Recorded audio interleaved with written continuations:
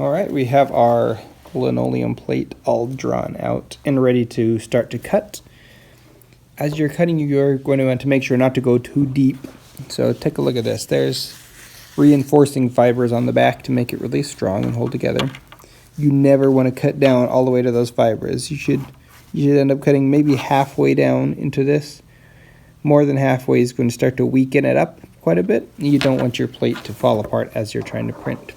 So let's take a piece of cardboard,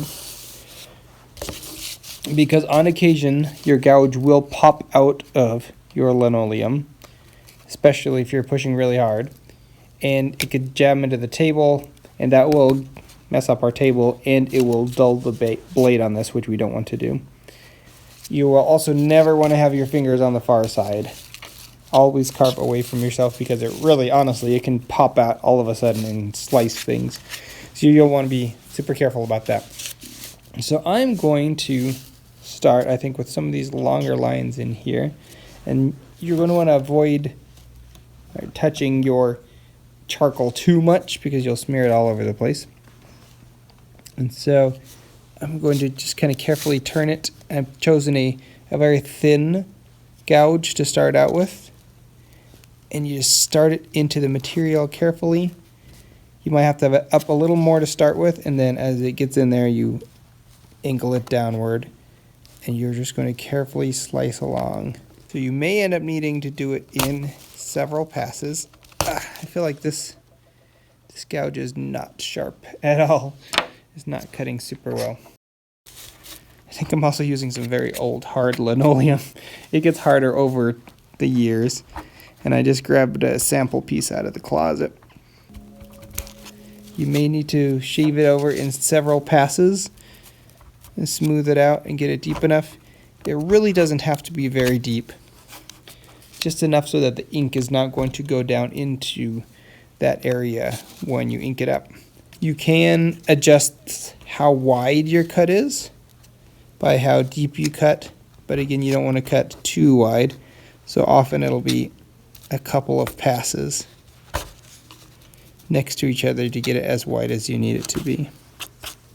So I went and got a very narrow tip. The smallest I could find is still not as narrow as I'd like, but I'm going to need something super tiny for these details of the eyes. So I'll switch this out.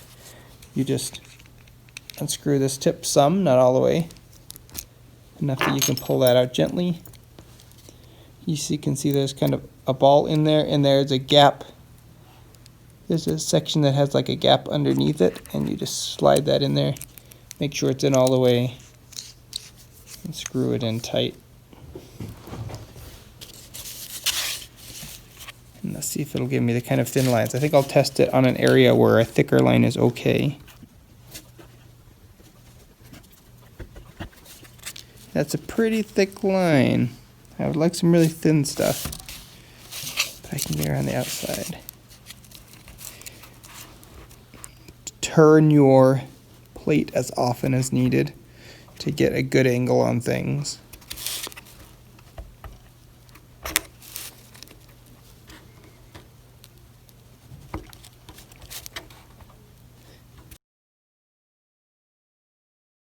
For a curve, you can see I'm very carefully doing a bit at a time and adjusting it. You can gouge tiny bits if you need some texture or that sort of a shape.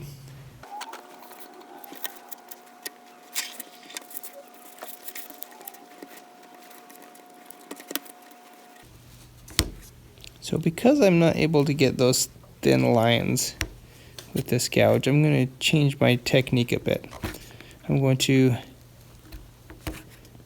make instead kind of reflective shiny areas on the eyes, as if it had all these individual facets. Like, there are very tiny thin gouges that would get those lines fine, but I don't happen to have any.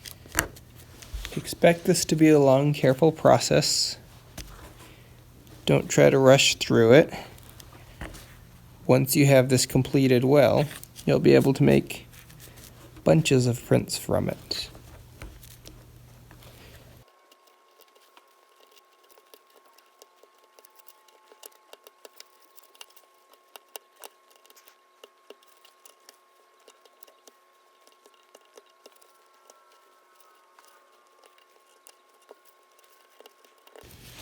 Okay, so I've got part of the head sort of carved out there. It's something to keep working on quite a bit. So, yeah, like I said, take your time, make it good. Get into the zone, listen to music if you have to. But carve well, my friends, and be safe.